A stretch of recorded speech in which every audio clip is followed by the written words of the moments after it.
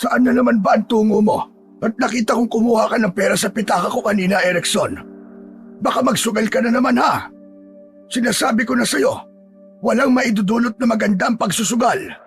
Papasarapin ka lang yan sa una, pero sa huli ay magiging luhaan ka rin. Di naman po ako magsusugal, Lolo Emmanuel eh. Bukas na kasi yung perya sa may plaza. Magbibingo po ako. Hindi po ako magsusugal. Sugal pa rin yun, damuho kang bata ka. At kailangan mong tumaya doon. Ikaw talaga, oo. Ibalik mo yung kinuha mong pera at pambili natin yan ng bigas. Sige po, Lolo. Aalis na po ako. Ipagdasal nyo na lang po na mapanalunan ko po yung jackpot. Hoy, Erickson! Bumalik ka rito! Jaskin bata ito! Ibalik mo ang pera ko! Hindi na pinansin ng 20 anyos na si Erickson ang pagtawag ng kanyang Lolo Emmanuel. Mabilis siyang tumakbo palayo sa kanilang maliit na kubo. Sa edad na yun ni Erickson, masasabi niya na pakiramdam niya ay isa pa rin siyang bata, kaya wala pa sa isip niya ang magtrabaho. Nabubuhay sila ng kanyang Lolo Emmanuel dahil sa isang anak ng lolo niya na nasa ibang bansa. Buwan-buwan ay nagpapadala yun sa kanyang lolo. Si Erickson ang paboritong apo ni Lolo Emmanuel. Kaya naman, sunod nito ang mga gusto niya, lalo na nung bata pa siya. Kaya kahit nasa syudad na ang buong pamilya ni Erickson, ay mas pinili pa rin niyang samahan ang lolo niya. Nang makalayo na si Erickson, ay saka lang siya huminto sa pagtakbo at naglakad na lang. Habang tinatahak niya ang daan papuntang peryahan, ay napansin niya ang ilang kalalakihan na may bitbit na mga tandang na manok. Saan kaya sila pupunta? Saka bakit sila may dalang tandang na manok? Huminto si Erickson sa paglalakad. Hindi niya maintindihan, pero tila may kung anong puwersa ang humila sa kanya para sundan ng tingin ang direksyon kung saan papunta ang mga lalaking may bitbit na mga manok. Kaya sa halip na magpatuloy papunta sa peryahan, ay napagpasyahan ng binata na sundan ang mga yon. Habang nakasunod si Erickson sa mga lalaki, ay narinig niya ang unti-unting paglakas ng mga sigawan at hiyawan mula sa hindi kalayuan. Nang makarating siya sa dulo ng isang makitid na daanan, tumambad sa kanya ang isang malawak na lupa na puno ng mga tao. May mga nakatayo sa gilid na abala sa pakikipag-usap, habang ang iba naman ay nakapalibot sa isang bilog na tila may pinapanood sa gitna. Lumapit siya at sumingit sa mga kumpulan at doon niya nalaman na isang sabungan pala ang lugar na yon.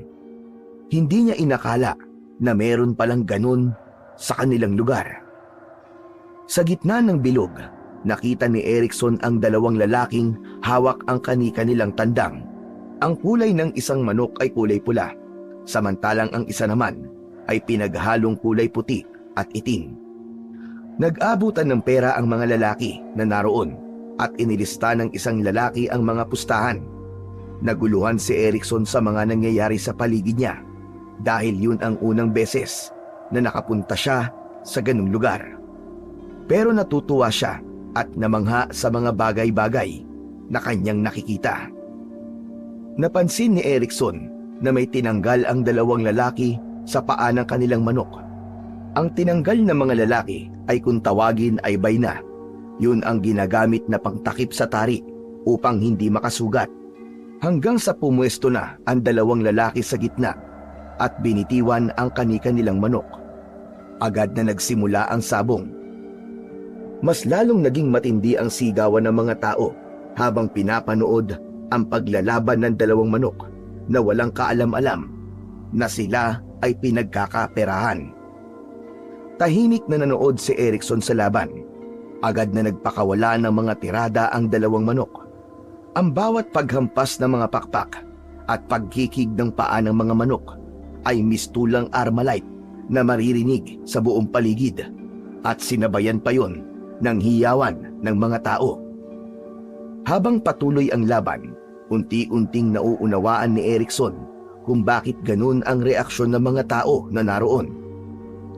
Yun ay dahil sa pustahan kung sino ang mananalo sa dalawang manok.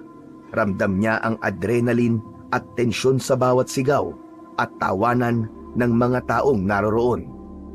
Sa gitna ng laban ay napansin ni Erickson ang isang lalaking may matikas na katawan. Kampante nitong pinapanood ng laban habang humihipak sa sigarilyo nito. Maya-maya pa ay nakita niya na binuksan ng lalaki ang belt bag nito at nasilip ni Erickson na puro pera ang laman nun. Wow! Grabe! Ang dami niyang pera! Lahat kaya yun ay dahil lang sa sabong? Nawala na ang atensyon ni Erickson sa dalawang manok na naglalaban at tumuon na lamang siya sa lalaking yun. Hanggang sa narinig na lang niya ang sigawan ng mga naroroon. Nang tingnan niya ang dalawang manok ay bagsak na ang isa, laylay na ang tuka. Kinuha ng lalaking may maraming pera ang nanalong manok. Nakita ni Erickson na binigyan ng maraming pera ng isang lalaki ang lalaking nakakuha ng kanyang atensyon. Umalis na rin ang lalaki at hindi alam ni Erickson kung bakit niya yon sinundan. Nakita niya ang lalaki na maayos na inilalagay ang manok sa kulungan na nasa likod ng isang puting pickup truck.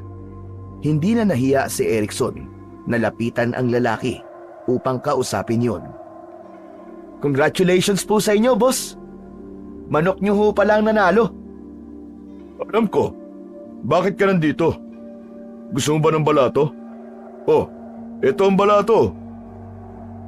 Napamaang si Erickson nang abutan siya ng lalaki ng 1,000 piso. Nagtataka niya yung tinanggap dahil ang totoo ay hindi naman siya manghihingi ng balato. Salamat po, bossing. Pero hindi naman po ako nanghihingi ng balato eh. Gusto ko lang pong sabihin na napakagaling po ng manok nyo. Ano? Ayaw mo ng balato? Aba kukunin ko na yung pera.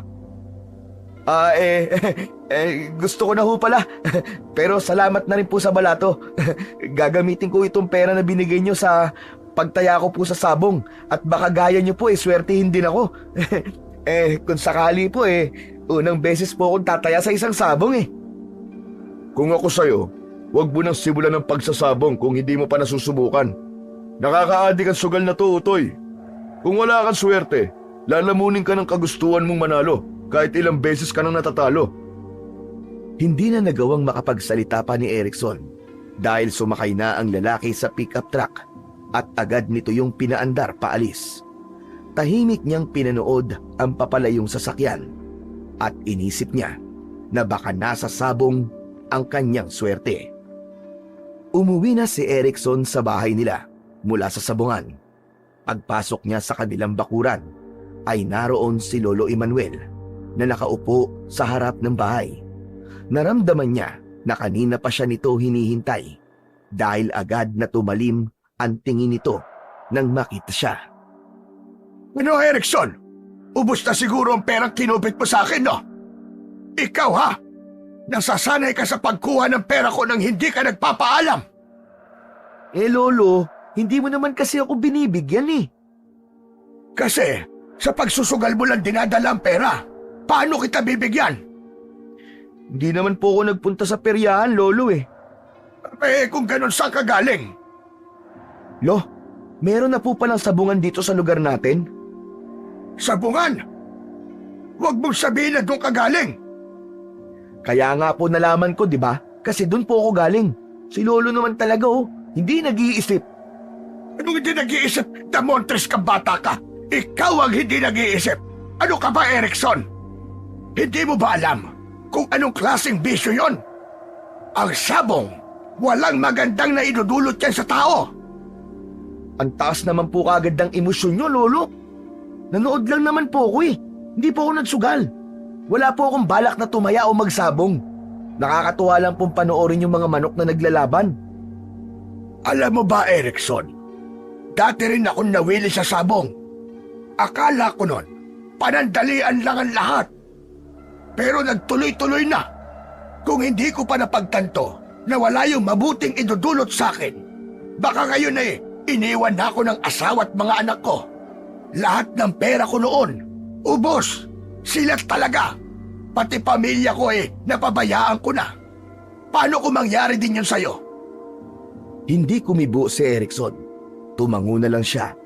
Pero sa totoo lang, hindi niya maalis sa isip ang lalaking nakita niya sa sabungan.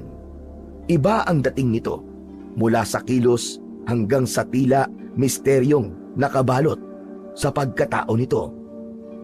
Hoy Erickson! Nakikinig ka bang bata ka? Opo, nakikinig po ko, Lo. Huwag po kayong mag-alala. Naaaliw lang po talaga ako sa panonood ko ng mga manok na nagsasabong. Hindi po ako tataya dun. Pinapangako ko po sa inyo. Sana nga'y totoo yung sinasabi mo, Erickson, na. Dahil ang sabong ay sa una ka lang pasasarapin tulad ng ibang sugal. Pero sa huli, ikaw ang mawawalan. Tumango na lang si Erickson at saka siya pumasok sa kanilang bahay. Humiga siya sa papag at habang nakatingin siya sa kisame ay naisip niya na bukas ay muli siyang babalik sa sabungan at baka muli niyang makita ang lalaki na talagang kumuha sa kanyang atensyon. Nang sumunod na araw, sa kabila ng pagtutol ng lolo ni Erickson, ay bumalik pa rin siya sa sabungan. Dala niya ang 1,000 piso na ibinigay sa kanya ng lalaki nung nakaraang araw. Hindi siya mapakali sa ideya na pwede niyang palaguin ang pera na yon at baka sakaling mapasaya niya si Lolo Emmanuel kapag nangyari yon. Pagdating niya sa sabungan, agad niyang hinanap ang nangongolekta ng taya. Naglabas siya ng pera at pinili niya ang manok na sa tingin niya ay malakas. Itinaya niya ang 1,000 piso. Maya-maya pa ay nagsimula na ang sabong. Pinanood niya ang laban ng may halong kaba at pananamig. Ngunit mabilis na natalo ang manok na tinayaan ni Erickson. Parang nawalan siya ng lakas habang pinapanood ang ibang tao na masaya sa kanilang panalo. Ang pera niya na 1,000 piso ay nawala ng parang bula. Bagsak ang balikat na lumayo si Erickson sa sabungan. Natigilan bigla si Erickson nang marinig ang isang pamilyar na boses sa likuran niya. Pinagsabihan na kita, di ba? Na huwag kang tataya.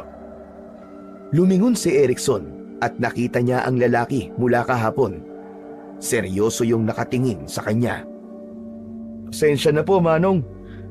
Gusto ko lang sanang palaguin yung binigay niyong pera para matuwa sa akin ang lolo ko eh. Pero wala. Talo eh. Kung gusto mo magkapera, magtrabaho ka. Magbanat ka ng buto. Hindi ka yayaman dito sa sabungan. Ako na nagsasabi sa'yo. Wala po akong trabaho, Manong eh. Pero kung meron kang maibibigay sa akin na trabaho, tatanggapin ko yon. Kahit na ano po, gagawin ko. Ngumiti ng bahagya ang lalaki. Talaga? Kahit ano, tatanggapin mo? Opo, para makatulong na rin po ako sa lolo ko. At teka, ano nga po palang pangalan nyo? Diego. Ikaw? Erickson po.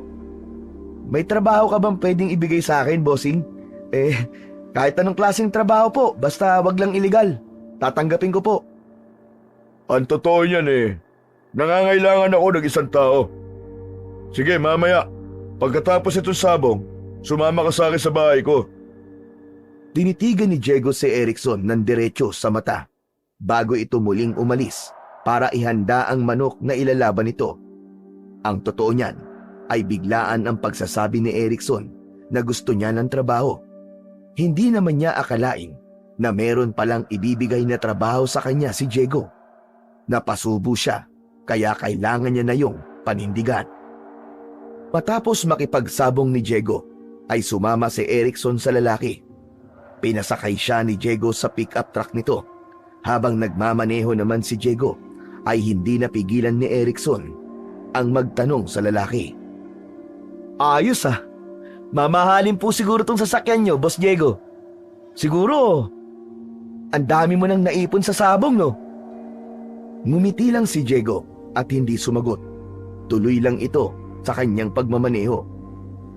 Makalipas lamang ang ilang minuto, ay nakarating na sila sa isang malawak na lupaing na papalibutan ng mga puno at bakod. Sa gitna nun ay may isang malaking bahay na yari sa bato at kahoy. Mistulang isang modernong farmhouse yon. Sa likuran ng bahay ay puno ng kulungan ng mga manok. Bumaba sila mula sa sasakyan at luminga si Erickson sa paligid ng may labis na pagkamangha. Wow! Grabe, Boss Diego! Ganito kalaki ang bahay mo? Ang dami pang manok! Nakahilero! Oh. Ang ganda pagmasdan!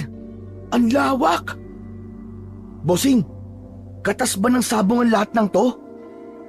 Oo naman. Ganito pala talaga ang kita sa sabong, no? Bakit ayaw mo ako magsabong, bossing? Malay mo, di ba? Magkaroon din ako ng ganito dahil sa sabong. May swerte ako, Erickson. Pero hindi lahat ng tao may ganon. Anong swerte ang ibig mong sabihin, bossing? Akala ko ba sumama ka rito dahil kailangan mo ng trabaho? Oo nga, bossing. Pasensya na, bossing ha. Ang dami kong tanong. Anong klaseng trabaho ba ang sinasabi nyo?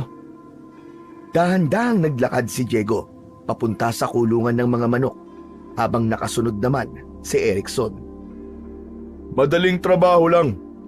Tagapangalaga ng mga manok ko. Siguraduhin mong maiinumin silang tubig palagi.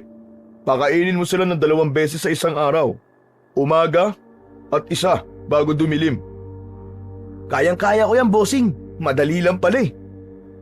Tuwing Lunes, Miyerkules at Biyernes, bigyan mo rin sila ng multivitamins. Kailangan malusog ang mga manok ko dahil pansabong silang lahat. Dapat nakakondisyon palagi. Ayos, bossing. Kaya kong lahat yan. Bossing, magkano naman pala ang sahod ko? Kada linggo, bibigyan kita ng 2,000 piso bilang sahod. Kung maganda ang trabaho mo, pwede pang tumaas yun. Biglang lumiwanag ang mukha ni Erickson sa kanyang narinig. Talaga, bossing? Sige, tatanggapin ko. Nagkamayan sila bilang tanda ng kanilang kasunduan. Ngunit hindi pa rin maalis sa isip ni Erickson ang tanong tungkol sa swerte na sinasabi ni Diego.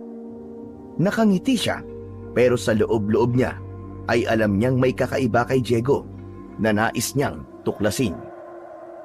Matapos na makipag-usap kay Diego ay umuwi na kagad si Erickson sa bahay nila. Nakangiti siyang pumasok sa pintuan at nadatnan niya ang kanyang lolo Emmanuel na abala sa paghuhugas ng mga gulay sa kusina. Lolo! Lo, may magandang balita po ako sa inyo. Sa pagkakakilala ko sa iyo, kahit minsan ay wala kang dinalang magandang balita. Ano na naman kalokohan yan? Lolo naman init kaagad ng ulo. Hindi to kalokohan, Lo. Alam niyo po ba?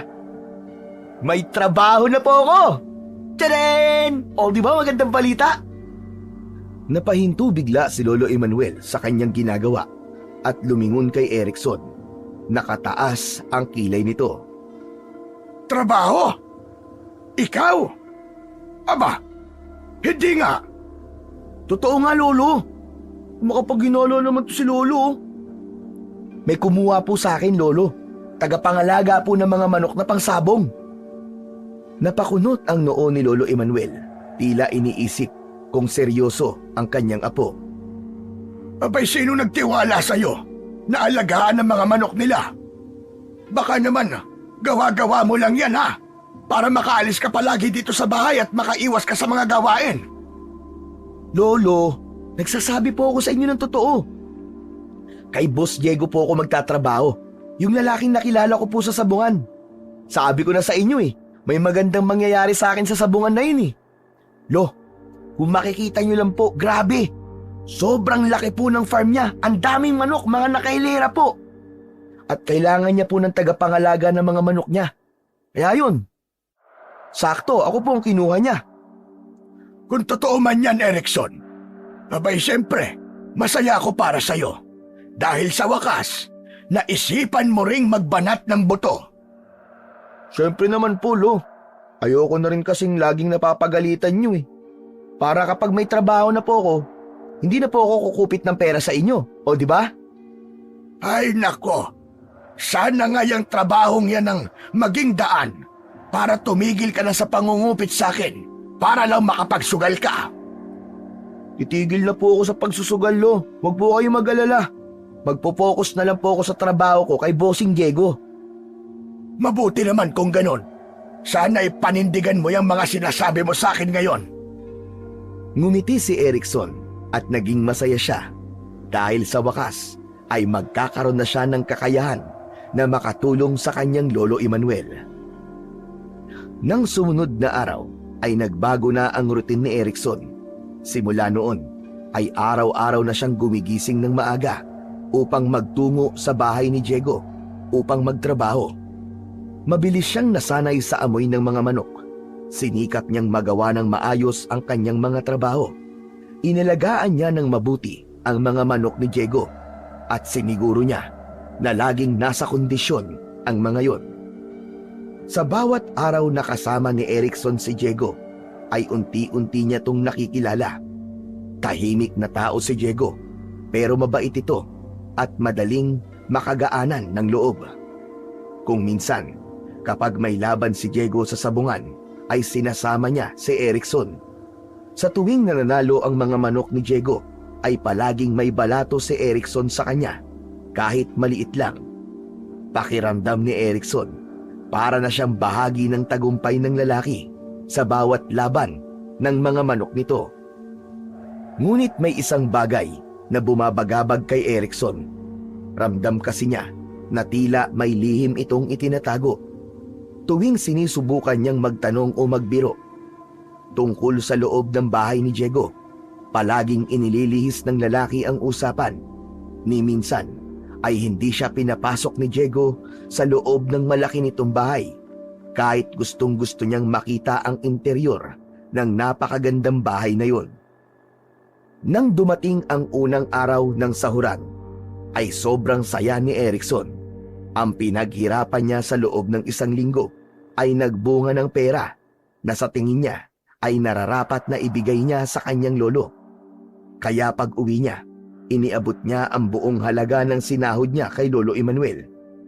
Labis ang tuwa ng kanyang lolo at tila napawi ang lahat ng pagdududa nito kay Erickson. Sa unang pagkakataon, naramdaman ni Erickson na ipinagmalaki siya ng kanyang lolo, kaya mas lalo pa niyang ginustong pagbutihin ang kanyang trabaho. Sa paglipas ng mga linggo, lalong naging malapit sina Erickson at Diego. Naging madalas ang kanilang biruan at usapan, at magkaibigan na ang turingan nila sa isa't isa. Madalas silang magkasama sa sabungan, at tuwing may laban si Diego, palaging naroon si Erickson bilang taga-suporta. Unti-unti, nagsimula ng magtiwala si Diego kay Erickson, at ganun din si Erickson kay Diego. Isang araw, habang nasa sabungan, ay napansin ni Erickson ang isang kaguluhan sa isang sulok. May grupo ng 5 malalaking lalaki na binugbog ang isang matandang lalaki na walang kalaban-laban. Kitang-kita sa mukha ng matanda ang hirap at takot, habang walang awa itong sinisipa at sinusuntok ng grupo.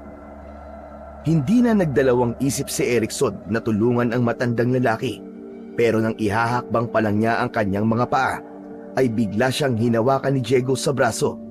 Mahigpit ang pagkakahawak nito. Huwag kang makikialam kung gusto mong pang mabuhay. Pero tignan mo, hindi naman tama yung ginagawa nila, matanda na yung tao. May lolo rin ako. Hindi ko kayang manood lang, Boss Diego. Grupo ni Baron naman ngayon. Malakas ang kapit niya sa mga pulis dito. Kahit anong gawin nila, walang naglalakas loob na kumalaban sa kanila. Kapag kinalaban mo ang grupo ni Baron, ay para kang bumangga sa matibay na pader. Muling napatingin si Erickson sa grupo, at doon niya nakita si Baron, ang leader ng grupo na yon. Matangkad ito, at sa tingin niya ay nasa 6 na talampakan ang taas nito. Meron itong matipunong pangangatawan at may malaking peklat sa pisngi. Napansin ni Baron si Diego at Erickson na nakatingin dito. Lumapit ito kasama ang mga tauhan nito at tumigil sa harapan nila. Mayabang kung makatingin si Baron na para bang pakiramdam nito ay nakatataas ito sa lahat. Diego! Panalo na naman ang manok mo kanina. Dapat siguro, bahagi mo naman sa akin kung ano ang sikreto mo. Bakit kahit kailan, hindi natatalo ang mga manok mo? Wala akong sikreto, Baron. Magaling lang talaga ako magkondisyon ng mga manok ko bago sumabak sa laban. Tumaas ang kilay ni Baron at tila hindi kumbinsido sa sagot ni Diego. Itinuro nito si Erickson. Sino naman ito? Ngayon ko lang nakita yan dito sa sabungan. Si Erickson, kaibigan ko. Bago nga lang siya dito. Nilingon ni Baron si Erickson at naramdaman ni Erickson ang kaba sa kanyang dibdib. Ang titig ni Baron ay parang nanunuot sa kaloob-looban ng kanyang kaluluwa. Huwag kang magkakamali, bata. Malupit ang mundo ng sabong. Sana alam mo ang pinapasok mo. Pagkatapos nun ay tumalikod na si Baron kasama ang grupo nito, saka umalis. Nanatili naman si Erickson na nakatingin sa mga yon, habang hindi naaalis ang kaba sa kanyang dibdib. Sinabi ko na sa'yo huwag mo nang pansinin ang mga ginagawa ni Baron. Mapanganib siyang tao, Erickson. Yan ang tatandaan mo. Habang pinagmamasdan ni Erickson ang papalayong grupo, dama niya ang bigat ng babala ni Diego. Noon lang siya nakaramdam ng ganong klaseng takot at alam niya na sa pagkakataon na yon ay kailangan niyang sundin ang mga sinabi ni Diego. Isang hapon, tapos na ang trabaho ni Erickson sa manukan. Naglakad na siya papunta sa gate ng bahay ni Diego. Bit-bit ang kanyang bag nang mapansin niya ang nakabukas na bintana sa sala ng bahay. Matagal na niyang gustong makita ang loob ng bahay ni Diego, kaya't hindi niya napigilan ang kanyang sarili na magtungo roon para sumilip. Ayos! Nakabukas ang bintana. Sisilip lang ako. Wala naman sigurong masama Lumapit si Erickson sa bintana at dahan-dahang sumilip. Sa loob, nakita niya si Diego na nakaluhod sa sahig. Hawak nito ang isang bagay na bilog at tila inuusalan nito yon ng kung anong dasal. Alam niya na ang bagay na yon ay ang kwintas na palaging suot ni Diego. Biglang dumilat ang mga mata ni Diego at diretso itong tumingin kay Erickson. Nagulat naman si Erickson. Naisipan niyang tumakbo pero naisip niya na wala na yung silbi dahil nakita na siya nito. Nako, pasensya ka na, bossing. Hindi ko sinasadya. Magpapaalam lang po sana ako Pauwi na kasi ako. Hindi nagsalita si Diego. Tumayo ito, dala ang kwintas at lumabas ng bahay. Dumiretso ito kay Erickson. Ilang beses ko na sinabi sa'yo, Erickson. Bawal kang pumasok sa loob ng bahay ko. Hindi naman po ako pumasok, Boss Diego Nasa labas lang po ako at sumilip lang po sa bintana. Nangangatwirang ka pa. Ano nakita mo? Wala naman, bossing. Nakita ko lang na parang dinadasalan niyo po yung kwintas niyo. Bakit niyo nga pala dinadasalan yun, boss? Miyembro ho ba kayo ng kulto? Saglit na tumihimik si Diego habang matiim itong nakatingin kay Erickson. Tutal, may tiwala naman ako sa'yo. Sasabihin ko na. Pero kailangan mong mangako sa akin, Erickson. Walang ibang dapat na makaalam nito. Oo, bossing, pangako. Wala akong pagsasabihan kahit kanino, Texman. Alam mo ba na ang kwintas na to ay isang agimat? Namana ko ito sa tito ko na magaling din sa sugal, lalo na pagdating sa sabong. Ito ang dahilan kung bakit hindi natatalo ang mga manok ko. Nagdadala ito ng swerte sa akin at kailangan ko itong dasalan araw-araw upang manatili ang swerte nito. Agimat? Ibig sabihin totoo pala mga ganon? Oo, tama ka. Totoo nga. Pero tandaan mo, Erickson, walang ibang dapat makaalam nito. Kapag nalaman to ng iba, baka magkaroon ako ng malaking problema. Pangako, Boss Diego. Wala po akong pagsasabihan kahit kanino. Ligtas po ang sekreto niyo sa akin. Mabuti kung ganun. Aasahan ko na tutuparin mo ang pangako mo na yan, Erickson.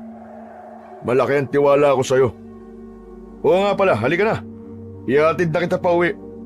Naku, Boss Diego, wag na. Malapit lang naman yung bahay namin eh. Kayang-kaya ko naman maglakad. Huwag mo na akong tanggihan. Papadilim na rin at delikado sa daan. Saka, kakapasok lang natin sa usapan tungkol sa agimat ko.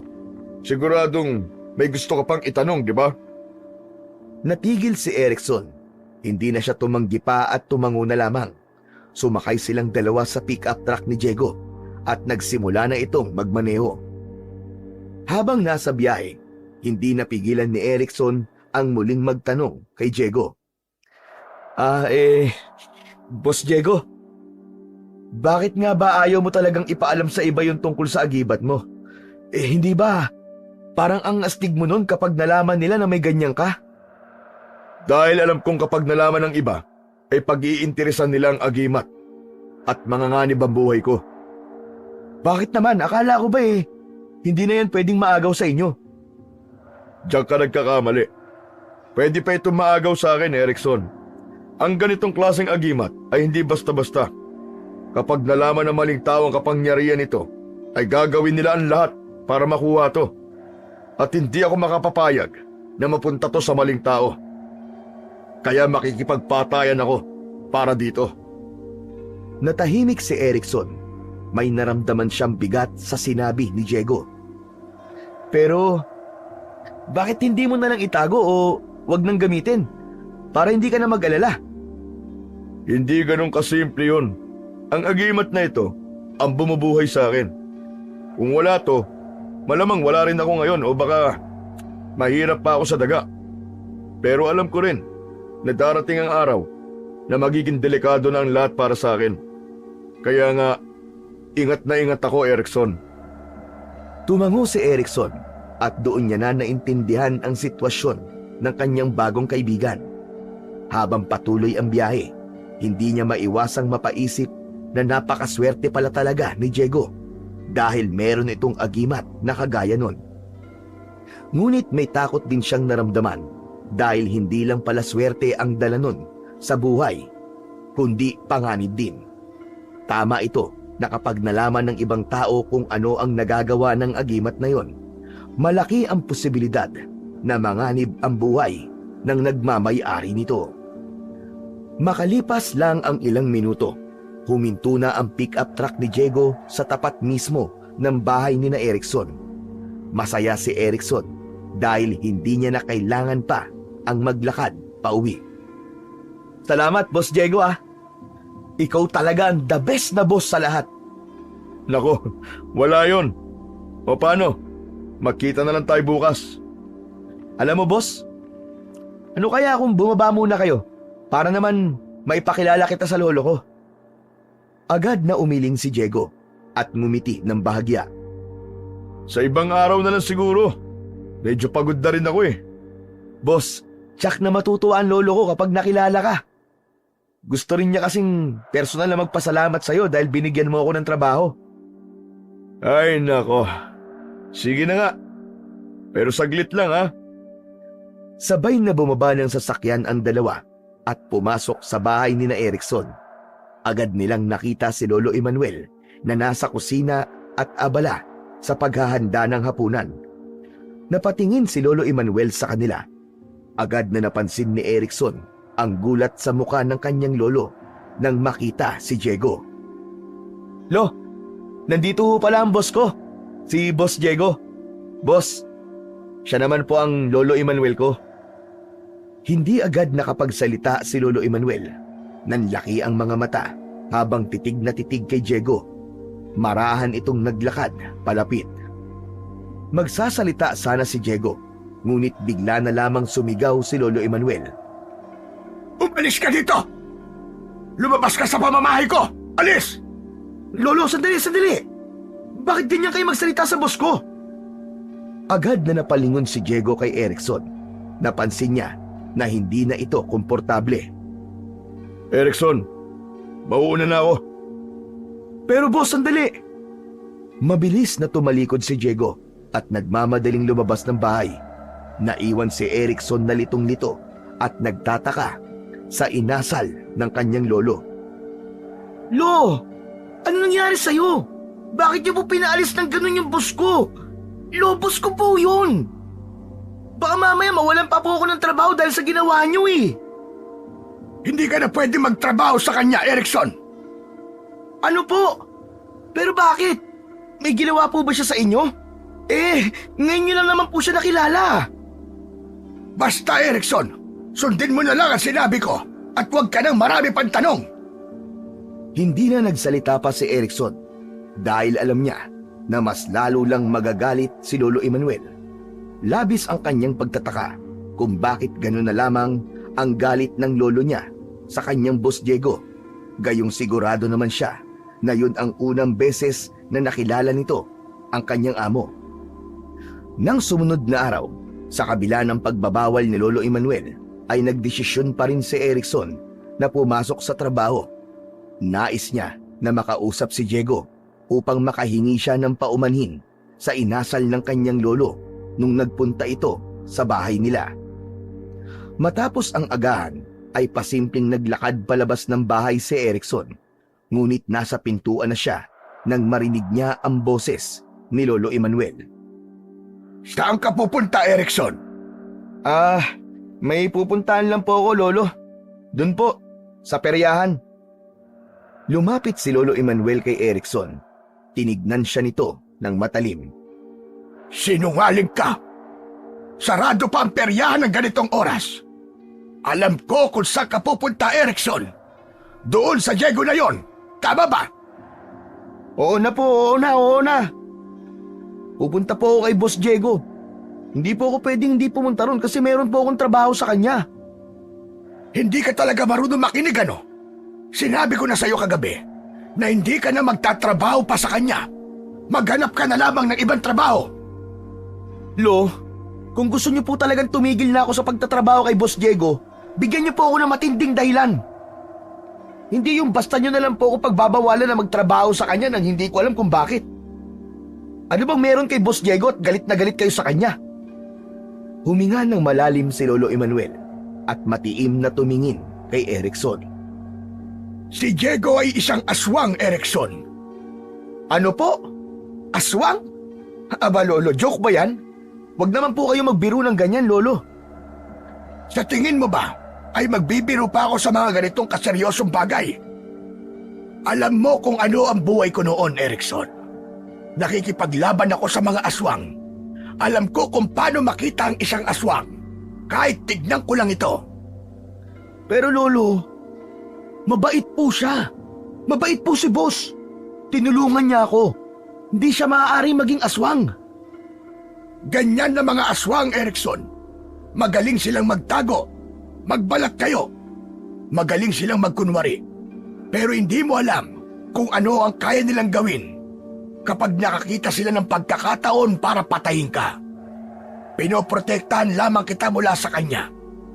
Kaya ayoko na magtrabaho ka pa sa kanya. Ayoko may mangyari sa iyong masama. Kaya sundin mo na lamang ang utos ko, Erickson. Tila umurong ang dila ni Erickson sa isiniwalat ni Lolo Emmanuel. Ngunit sa huli, nagpasya siyang sundin ang lolo niya. Pero sa puso niya, isang bahagi pa rin ang ayaw maniwala na ang kanyang boss at kaibigan ay isa palang aswang. Lumipas ang mga araw na walang ibang iniisip si Erickson kundi ang pagiging aswang ni Diego. Hindi pa rin niya matanggap ang sinabi ng kanyang Lolo Emmanuel na si Diego na kanyang boss, ang taong nagbigay sa kanya ng trabaho at itinuring niyang kaibigan, ay isang aswang. Paulit-ulit niyang binalikan ang mga araw na magkasama sila ni Diego, ang paraan ng pagtawa nito, ang pagiging maalalahanin at ang likas nitong kabaitan. Wala siyang maalala ni isang insidente na nagdulot sa kanya ng pagdududa. Lahat ng kilos ni Diego ay normal, kahit ang pagiging mapagkawang gawa nito sa mga nangangailangan ay tila salungat sa imahe ng isang halimaw na nagpapanggap bilang isang tao. Ngunit kahit anong gawing pilit niyang isipin ang mga mabubuting bagay tungkol kay Diego, nananatili sa likod ng kanyang isip ang sinabi ng kanyang lolo. Kilala niya si Lolo Emanuel. Hindi ito magbibiro o magsisinungaling tungkol sa isang bagay na kasing seryoso ng pagiging aswang. Ang mga kwento ng kanyang lolo nung bata pa siya tungkol sa pakikipaglaban nito sa mga halimaw sa dilim ay bumalik sa kanyang alaala. Alam niyang may kakayahan itong makilala ang isang aswang na nagtatago bilang isang tao. Gayunpaman, ang isang bahagi ng puso ni Erickson ay tila hindi pa rin kumbinsido. May bahagi nun na gustong baliwalain ang babala ng kanyang lolo at bumalik kay Diego upang itanong kung ano ang katotohanan. Ngunit kasabay ng kagustuhang yon ay ang takot na baka mapahamak siya sa kamay ni Diego kapag nalaman nito na alam na niya ang totoo nitong katauhan. Isang umaga, mag-isa si Erickson sa bahay dahil may binili sa tindahan ang kanyang lolo Emanuel. Nakaupo siya sa mahabang bangko sa labas ng kanilang bahay habang may hawak na isang tasa ng kape. Nakatingin siya sa kawalan habang ang utak niya ay patuloy na iniisip ang pagiging aswang ng boss niyang si Diego. Maya-maya pa ay tumigil ang isang pick-up truck sa tapat ng bahay nila. Kinabahan si Erickson dahil alam niya na pagmamay-ari ni Diego ang naturang sasakyan. Parang may malamig na hangin na dumaan sa kanyang likuran. Hindi nagtagal ay bumaba na ng sasakyan si Diego at naglakad palapit sa kanya. Erickson, kumusta ka na? Hindi agad nakapagsalita si Erickson. Pinilit niyang kumalma pero dama niya ang kabang bumalot sa buo niyang pagkatao. At anong ginagawa niyo ho rito? Nag-aalala kasi ako sa'yo eh. Ilang araw ka nang hindi pumupunta sa manukan. Namimiss ka na ng mga manok ko. Baka nga nagtatampo na mga yun sa'yo eh. Kasi di ka na nagpapakita sa kanila. Napangiti si Erickson ng bahagya pero agad yung nawala. Tumayo siya at huminga ng malalim. Boss, hindi na po ako magtatrabaho sa inyo eh. Pinagbawalan na po ako ng lolo ko. Humanap na lang po kayo ng iba na mag-aalaga sa mga manok nyo. Ha? Abay bakit naman? Ano ang dahilan? Hindi makasagot si Erickson. Ngunit sa pagkakataon na yon ay dumating na si Lolo Emanuel. Agad nitong hinarap si Diego. Ay, ikaw! Umalis ka rito, Diego! Wala kang karapatan na lumapit sa apo ko! Sandali lang po, Mang Emanuel. Bakit ba kayo galit sa akin? Anong kasalanan ko sa inyo? Hindi sumagot si Lolo Emanuel. Sa halip, pumasok ito sa bahay. Nagkatinginan sina Erickson at Diego. Halatang nagtataka si Diego habang si Erickson naman ay hindi mapakali. Ilang saglit lang, lumabas si Lolo Emanuel na may hawak na buntot ng pagi. Nakita ni Erickson ang pagkislap ng takot sa mga mata ni Diego nang makita nito ang hawak ni Lolo Emanuel. Huwag mong hintayin na gamitin ko sa itong hawak ko! Alam kong isa kang aswang, Diego. Hindi mo kami malilinlang. Baka hindi mo alam. Marami na akong nakaharap at napatay na kagaya mo nung araw. Kahit nasaan yung tao pa kayo, ay makikilala at makikilala ko pa rin kayo. Habang nakatingin si Erickson kay Diego at Lolo Emanuel, ay nararamdaman niya ang tensyon sa pagitan ng dalawa. Makalipas lamang ang ilang sandali, ay isang malalim na paghinga ang pinakawalan ni Diego. Tama ka, Mang Emanuel. Isa nga akong aswang. Kung ganun, lumayas ka rito. At kung hindi mo titigilan ang apo ko, mapipilitan akong bumalik sa pagiging manunugis at sisiguraduhin kong bukas na bukas ay wala ka ng hininga. Hindi umatras si Diego, bagkus nanatili itong nakatayo ng kalmado. Naiintindihan ko po ang galit nyo. Pero hindi ako kagaya ng mga aswang na nakalaban mo nun. Hindi ho ako pumapatay ng tao. Sa tingin mo ba ay kaya mong bilugin ang ulo ko? Lahat ng aswang ay masasama. Hindi mo ako malilinlang, Diego. Nagsasabi po ako ng totoo. Kapag nakakaramdam ako ng gutom, hindi tao ang binibiktima ko. Meron akong mga alagang baboy at kambing. Sila ang pinapatay ko at kinakain. Kaya ko rin kontrolin ang pagiging aswang ko. Nagkatinginan sina Erickson at Lolo Emmanuel. Tahimik si Erickson habang halata naman ang hindi pa rin pagtitiwala ni Lolo Emmanuel. Hindi mo ako mapapaniwala ng ganyan-ganyan lang. Ang mga kagaya mo ay bihasa sa panlilinlang. Kung totoo ngang marami ka ng napatay na aswang, alam mo dapat kung paano malalaman kung kumakain at pumapatay ng tao ang isang aswang. Handa akong patunayan sa'yo na hindi ako kagaya ng iniisip mo. Sandaling katahimikan ang namayani sa tatlo. Matamang tinitigan ni Lolo Emmanuel si Diego na para bang sinusukat nito kung nagsasabi ito ng totoo o hindi.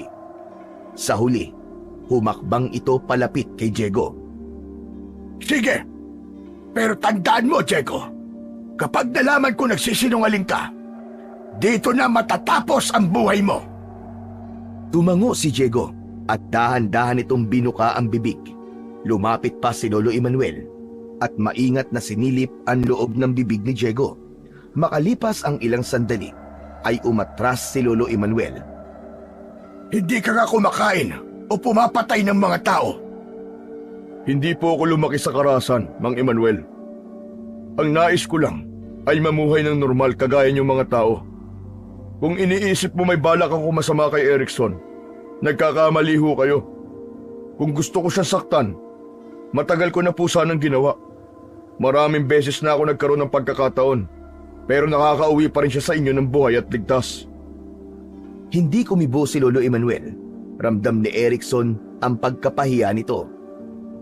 Kung may tiwala po kayo sa akin, aasahan ko si Erickson bukas ng umaga sa manukan ko. Gusto ko ang trabaho niya. Mahusay po siya. Masipag at maaasahan. Isa pa, malaki ang tiwala ko sa kanya. Pero kung hindi na siya babalik, maiintindihan ko rin naman po kung ano man ang desisyon niya, ay irerespeto ko yun. Matapos yun, ay tumalikod na si Diego at naglakad pabalik sa sasakyan nito. Nang makasakay na ito doon, ay agad nito yung pinasibad palayo. Pagkaalis ng sasakyan ni Diego, ay tahimik na pumasok sina Erickson at Lolo Emmanuel sa kanilang bahay. Litong-lito pa rin si Erickson, samantalang si Lolo Emmanuel ay tahimik na umupo at tila nahulog sa malalim na pag-iisip. Lolo, naniniwala po ba kayo sa sinabi ni Boss Diego? Oo, Erickson. Sa palagay ko ay nagkamali ako sa kanya. Hinusgahan ko kagad si Diego dahil isa siyang aswang. Pero habang iniisip ko ang mga sinabi niya sa akin, malakas ang pakiramdam ko na nagsasabi nga siya ng totoo. Isa siyang mabuting aswang na hindi pangkaraniwan sa kagaya niya. Wala siyang bakas na pumatay o kumain siya ng kahit na isang tao. Kung ganun po, Lo, pwede na po ba akong bumalik sa manukan niya? Kung sigurado kang kaya mo magtrabaho sa piling ng isang aswang, wala kang dapat na ikatakot. Sige, iyo, hindi kita pipigilan. Pero tanungin mo muna ang sarili mo. Hindi ka ba natatakot kay Diego? Kahit alam mong isa siyang aswang. Napatingin si Erickson sa sahig at nag-isip. Ang mga alaala ng kabutihan ni Diego ay naglaro sa kanyang isipan. Ngunit ang katotohanan ng aswang ito ay nanatiling mabigat sa kanyang puso. Nang sandaling yon, ay hindi agad siya nakapagdesisyon kung dapat ba siyang bumalik sa pagtatrabaho sa manukan ni Diego. Kinagabihan, habang nakahiga si Erickson sa papag, ay tulala siyang nakatingin sa kanilang kisame. Hanggang sa oras na yon, ay iniisip niya pa rin kung ano ang magiging desisyon niya. Sa totoo lang, pwede na siyang wag magtrabaho kay Diego kung hindi maaalis ang takot niya. Ngunit sa tuwing pumipikit siya, ay bumabalik sa kanya ang mga alaala na kasama niya si Diego. Yung pagturo sa kanya ni Diego sa mga gawaing manukan, yung binigyan siya nito ng 1,000, yung kanyang mga balato, at ang mga payo nito, at ang mga sandali na nagpapakita ito ng kabutihan sa kanya. Kaya lang, ang katotohanan na isang aswang si Diego ang patuloy na nagbibigay ng takot sa kanya. Napagtanto ni Erickson na hindi niya kayang magdesisyon sa oras na yon. Kaya sinabi niya sa kanyang sarili na kung anuman ang unang magiging desisyon niya pagkagising niya bukas ng umaga, ay yun na ang kanyang gagawin. Tuluyan nang pumikit si Erickson para matulog at taimtim siyang nagdasal na sana ay gabayan siya ng Diyos sa kung anuman ang magiging desisyon niya bukas ng umaga. Kinaumagahan, nagising si Erickson sa sinag ng araw na tumatagos mula sa nakabukas na bintana sa kwarto nila ni Lolo Emmanuel. Siya na lamang ang naroroon at wala na sa tabi niya ang kanyang lolo. Sa pagbukas ng kanyang mga mata, isang malinaw na sagot ang agad na pumasok sa kanyang isip. Babalik ako. Magpapatuloy ako sa pagtatrabaho kay Boss Diego. Agad siyang bumangon at lumabas ng kwarto. Nakita niya si Lolo Emmanuel na nag-aayos ng lamesa para sa almusal nila. Aba, gising ka na pala. Kumusta naman ang tulog mo? Ayos naman po, Lo. Lo. Oo nga po pala. Nakapagdesisyon na po ako. Babalik po ako sa manukan ni Boss Diego. Tumigil sandali si Lolo Emmanuel at tinitigan si Erickson. Maya-maya pa ay sumilay ang isang ngiti sa mukha nito. Mabuti kung gano'n, Apo. Natutuwa akong nagpasya ka ayon sa nararamdaman mo. Ang importante lang naman alam mong kaya mo nang magdesisyon para sa sarili mo. Matapos ang kanilang almusal, ay inayos ni Erickson ang kanyang sarili.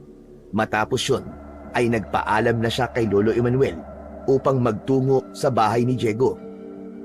Lo, alis na po ako. O sige, mag-iingat ka, Erickson, at pagbutihin mo ang trabaho mo. Tumango si Erickson at naglakad palabas ng bahay habang tinatahak niya ang daan patungo sa manuka ni Diego. Dama niya ang bahagyang kaba, pero mas lamang ang saya niya dahil alam niya na tama ang desisyon niyang yon.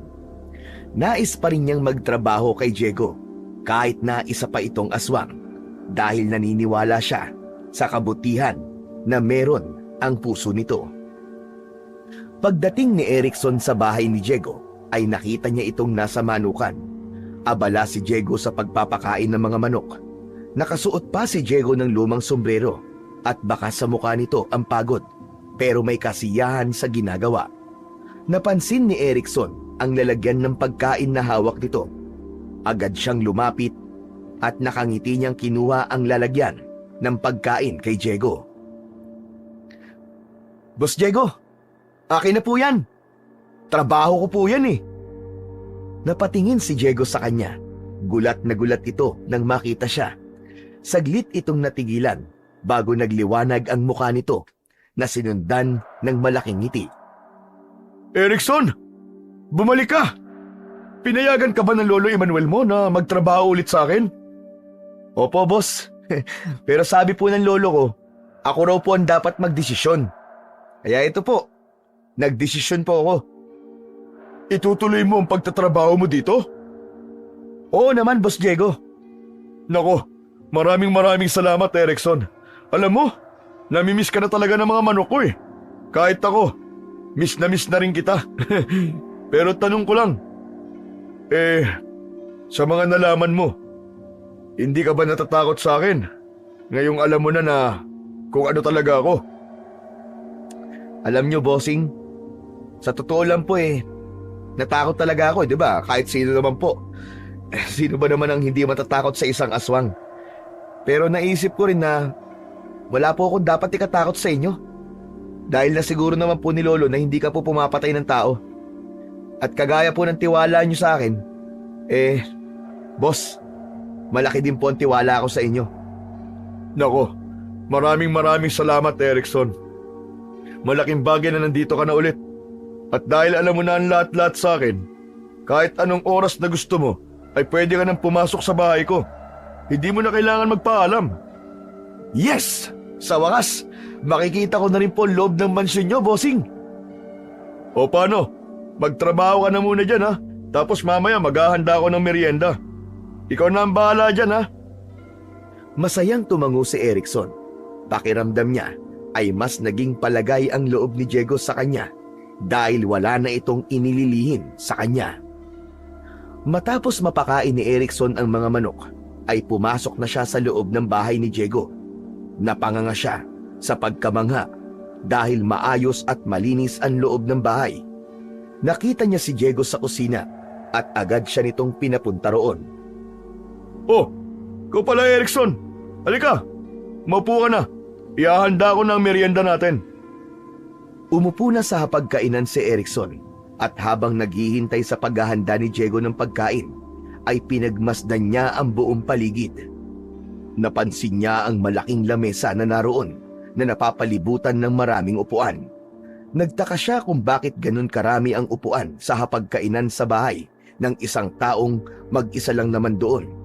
Hindi niya napigilang magtanong nang dumating si Diego, dala ang pinggan ng kakainan at 2 baso ng malamig na orange juice. Umupo na rin ito sa tapat niya. Boss Diego, tanong lang po. Napansin ko kasi bakit po ang daming upuan dito? Nasaan po ba ang pamilya nyo? Wala na sila, Erickson. Mag-isa na lang ako. Paano pong wala na sila? Nasa ibang bansa ba sila lahat o nakatira sa ibang lugar? Pinatay sila ng mga tao nung nalaman nilang aswang ang pamilya ko. Pero ang totoo, hindi kami pumapatay ng tao, Erickson. Kahit kailan, hindi namin ginawa yon. Pinatay sila at nasaksihan ko ang lahat habang nakatago ako. Bahagyang naluha si Erickson sa sinabi ni Diego. Hindi niya maisip kung gaano kasakit na makita na pinapatay ang iyong pamilya. Nakaligtas ako nun. Nagawa akong makatakas at makalayo. Doon na ako kinupkop ng tito ko na siya nagbigay sa akin ng agimat na swerte sa sugal at siya rin ang tumulong sa akin para makontrol ko ang pagiging aswang ko. Napabuntong hininga si Diego at bahagyang ngumiti. Pero sa kabila ng ngiti nito ay bakas pa rin sa mata nito ang lungkot. Alam mo kung bakit marami pa ring upuan dito? Iniisip ko kasi nakasama ko pa rin na kumakain dito ang buong pamilya ko. Para kahit papano, pakiramdam ko hindi ako nag-iisa. Nanahimik ng sandali si Erickson. Damang-dama niya ang lungkot sa boses ni Diego. Boss, pasensya na po kung natanong ko pa yon. Hindi ko kasi alam na gano'n na nangyari sa kanila. Ayos lang, Erickson. Alam kong hindi mo naman sinasadya. Kahit paano ay gumaan din ang pakiramdam ko kapag naikikwento ko yun sa ibang tao. Nagsimula na silang kumain na 2. Marami pa silang napag-usapan at dahil doon ay mas lalo pa nilang nakilala ang isa't isa. Pagsapit ng hapon ay tinapos na ni Erickson ang trabaho niya sa manukan ni Diego. Nagpaalam na siya rito at ihahatid pa sana siya nito, pero tumanggi na siya at alam niya na malaking abala na yon para sa kanyang boss. Habang naglalakad pa uwi si Erickson mula sa bahay ni Diego, ay hindi niya alam kung bakit bigla siyang kinabahan sa dahilan na hindi niya alam. Naisip niya ang kanyang lolo, kaya binilisan niya ang paglalakad. Ngunit biglang may humintong isang lumang itim na SUV sa tabi niya, kaya napahinto na rin siya sa paglalakad. Bumukas ang bintana at sumilip roon si Baron. Ngumisi ito na parang may hindi maganda itong gagawin. Oh, Erickson! Sakay na! May pupuntahan tayo. Hindi nakapagsalita si Erickson.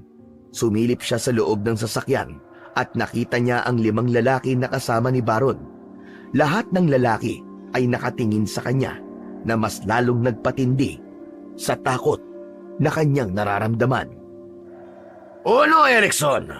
Tutulala ka na lang ba niyan? Hindi mo ba narinig ang sinabi ko sa'yo? Pasensya na, Baron Kailangan ko nang umuwi. Naghihintay na ang lolo ko sa akin. Alam niya na pauwi na ako. Biglang naglaho ang ngiti ni Baron. Alam mo, Erickson, ang ayaw na ayaw ko sa lahat ay yung tinatanggihan ako. Gusto mo bang malaman kung ano ang ginagawa ko sa mga taong tumatanggi sa akin? Kinabahan si Erickson. Hindi niya alam kung ano ang maaaring gawin ni Baron kung patuloy siyang tatanggi. Napatingin siya sa kanyang paligid, pero walang ibang tao na pwede niyang hingan ng saklolo. Tumango na lang siya at pilit na ngumiti.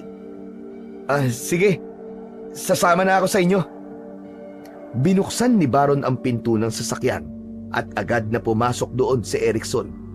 Pagkaupo niya ay agad siyang pinilibutan ng grupo ni Baron. Tahimik ang biyahe, pero ramdam niya ang tensyon sa loob ng sasakyan. Ilang minuto lang ay nakarating sila sa isang lumang warehouse na tila matagal nang hindi ginagamit. Pagpasok nila, tumambad kay Erickson ang isang mahabang lamesa na puno ng bote ng alak at ilang plastik na baso. Agad na pumesto sina Baron sa mga bangko na naroon. Huwag kang matakot, Erickson. Wala kaming gagawing masama sa'yo. Mangyaring kaarawan ko kasi ngayon. Gusto ko lang namang makainuman ang nag-iisang kaibigan ni Diego. Dahil alam kong hindi sasama si Diego sa amin. Maligayang kaarawan sa'yo, Baron. Pero, kasi, hindi ako umiinom eh. Ano ka, bata? Kahit nga mga teenager nag-iinom na ngayon. Hindi ka ba marunong makisama? Birthday ko ngayon. Hindi ka ba nakikinig? Sige. Iinom na ako, pero konti lang ha. Ayan! Ganyan dapat. Huwag kang matakot, bata. Masaya lang tayo rito. Happy-happy lang. Inabutan ni Baron si Erickson ng isang baso na puno ng alak. Nanginig ang kamay niya nang tanggapin niya yon. Dahil sa takot na baka saktan siya ni na Baron, ay ininom niya ang laman na alak ng baso. Nang gumuhit ang alak sa kanyang lalamunan, ay napangiwi siya sa lasa nun. Para yung blade na gumuhit sa kanyang lalamunan. Halos masuka siya, pero pinigilan na lang niya ang kanyang sarili. Matapos ang unang tagay ni Erickson, ay naging sunod-sunod na yon. Tahimik lang siyang nakikinig sa usapan ni na Baron at ng mga tauhan nito. Habang tumatagal ang inuman, ay ramdam na ni Erickson na umiikot na ang paligid niya. Hindi siya sanay na uminom, pero ayaw niyang tumanggi sa grupo ni Baron. Hindi niya kayang makipagsabayan sa mga yon na parang ginagawa lang tubig ang alak. Maya-maya pa ay tinapik siya ni Baron sa balikat na ikinagulat niya. Alam mo, Erickson, napakaswerte talaga ng amo mong si Diego. Kahit kailan, hindi siya natatalo sa sabong. Oo nga, Baron. Ang galing niya talaga. Alaga kasi ng gusto ang mga manok niya, kaya kapag isinabak niya sa laban, talagang sigurado ang pagkapanalo. Nagpalitan ng tingin ang grupo ni Baron at may bahagyang ngising sumilay sa labi ng mga yon. Tumikhin si Baron. Talaga bang yun lang ang dahilan? Sigurado ka ba, Erickson? Wala bang ibang sikreto si Diego? Napahinto si Erickson. Lasing na siya at halos wala ng preno ang kanyang bibig. Napaisip siya saglit bago nagsalita. Meron. Ano yon, bata? Baka pwede mong sabihin sa akin. Hindi pwede.